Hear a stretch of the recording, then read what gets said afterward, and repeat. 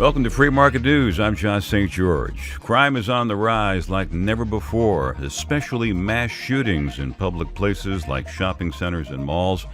It's now known that these killers train and plan ahead of time. So, one person who's taking on crime says to fight back against these killers, we have to think different. And that person is my guest, James D. Polisi, President and CEO of the Broward County Crime Commission. Jim, welcome. And what do you mean by think different? Think different, obviously, is short for think differently. And I'm not ashamed to say that I pull a card from the Steve Jobs School of Management. Yeah. Back in 1984, he ran the Super Bowl commercial. And although it's been many, many years, 30 plus years since that Super Bowl ran, it still resonates in the corporate world, how we really need to think different and think outside the box and get away from, the mundane checklist things that we've always done.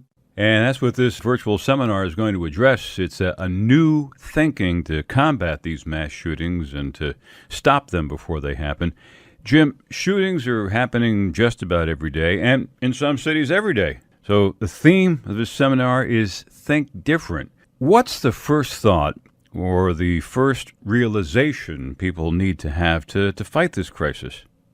In order to solve this crisis, because it is a crisis that we're having with these active shooter events, I think we're finally at the point right now where things are really starting to hit a crescendo. We'll just see if the chart moves sideways for a while or if it spikes down, but nonetheless, it's reached the tipping point where they will continue to proliferate and get worse.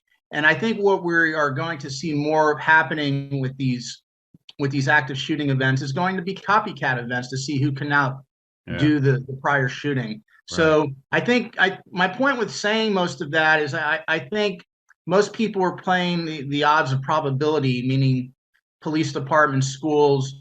How often can these happen? Is our school going to be caught in the Gallup poll, so to speak, that's going to be under duress if a shooting were to take place? But now you can't look at it that way anymore, because from a technical analytical data analytics standpoint, there's going to be more of these happening.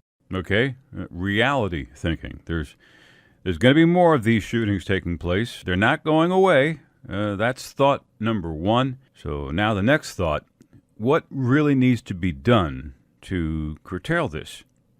What do schools and police departments have to do in conjunction with one another, in collaboration with one another, to basically make sure that these things stop? And we can get into the gun control debate all day long, but these things are happening with such ease that even if you took guns away, there's going to be something else that these unstable people will do to try to get the same effect that they're getting right now from guns. I'm not here to talk about the gun debate. We'll save that for our conference and our webinar. But essentially what you have right now is you have the kids, in my opinion, and I consider kids 15 to 32, which is the age group that most of these shootings are taking place. It's funny, 32 years old still considered a child in certain fields and certain scenarios. Yeah, sure. But that 15 to 32 age group, what you're looking at is they're planning and training for these events. They just don't decide, I'm going to go attack this school and see what happens. No. Although most do end up with suicides thereafter, they've planned and trained for that day. And there's a lot of data that shows on the Columbine shooting that they trained and planned for quite some time. Every scenario that or shooting has taken place has had some type of standard that these shooters have upheld to basically try to go ahead and really make a splash in their opinion. Obviously, I don't say that without remorse. Their lives suffered and lives were taken in all these events.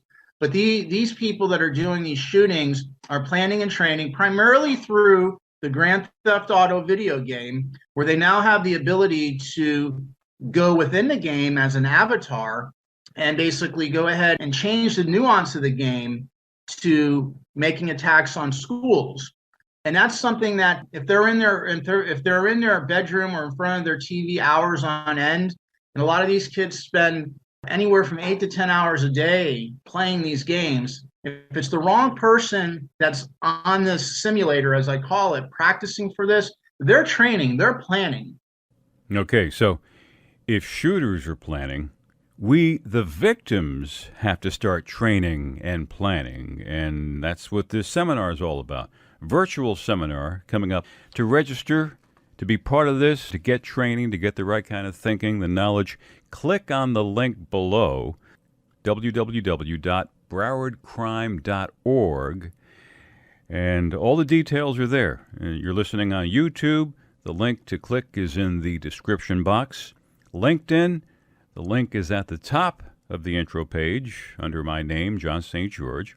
And just click. Same with the Twitter and Facebook. Click the link, gets you right there to browardcrime.org.